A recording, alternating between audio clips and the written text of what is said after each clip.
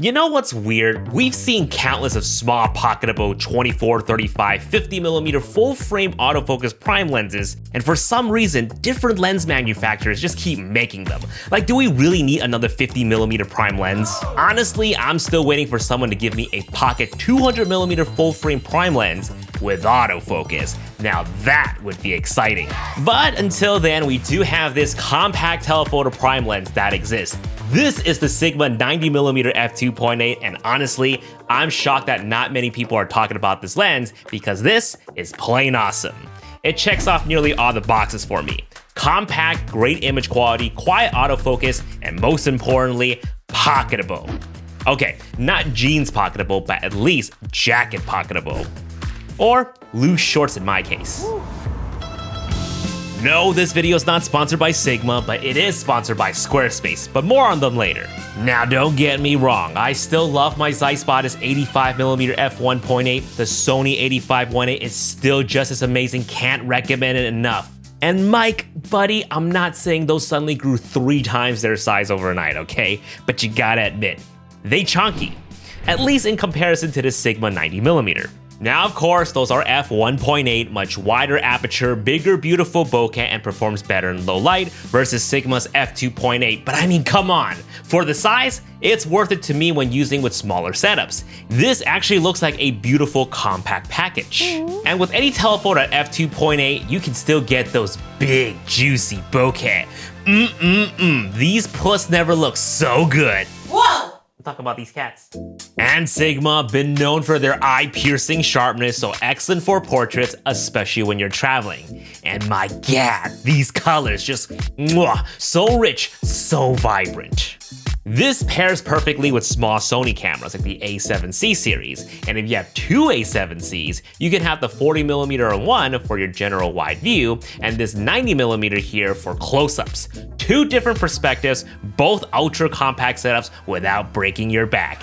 And even though it's made for full-frame cameras, I have also enjoyed using it on small APS-C cameras like the A6700, which then this gives me a 135mm full-frame field-of-view equivalent. Discreet with a reach. Alright, enough praises. What are some of the drawbacks with the Sigma 90mm? Well, not gonna lie, while this is only 295 grams on its own, because it's made with all metal, it is dense, so you will feel that front drag with smaller cameras. And this lens hood right here is also metal, and every time I mount it, it feels like I'm putting on a silencer in Counter-Strike. Go, go, go! But I will forgive its density because there isn't another lens quite like this in the market, and I gotta admit, the contemporary line from Sigma, it's actually pretty sexy looking. And because it's made with all metal, magnetic lens cap. I guess it's just me. Now, is this the best performing lens? Probably not. To make something this small, I'd imagine there has to be some sacrifices. First off, make sure to have distortion correction turned on in both photo and video mode. When it's off, the edges can look pretty bad, as shown in Dustin Abbott's review. Oof, yikes. Second, while it does have an aperture ring, sadly there is no option for declick, so no smooth exposure control in video. And lastly, possibly a deal breaker for some folks is that it uses stepping focus motors as opposed to linear motors found in newer and more advanced lenses. So if you do a lot of burst photography where the subject is coming right at you, this lens might have a hard time keeping up, causing a few misfocused frames.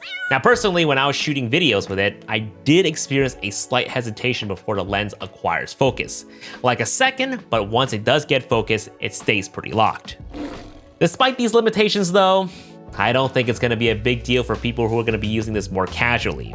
As an EDC everyday carry camera setup, this Pocket Telephoto Prime is just awesome.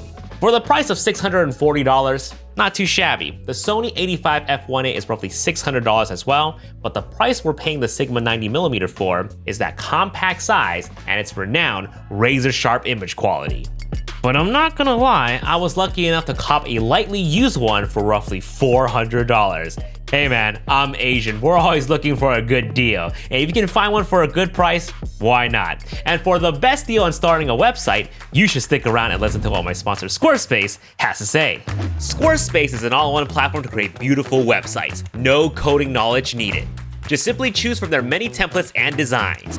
Perfect for photographers and online shop owners.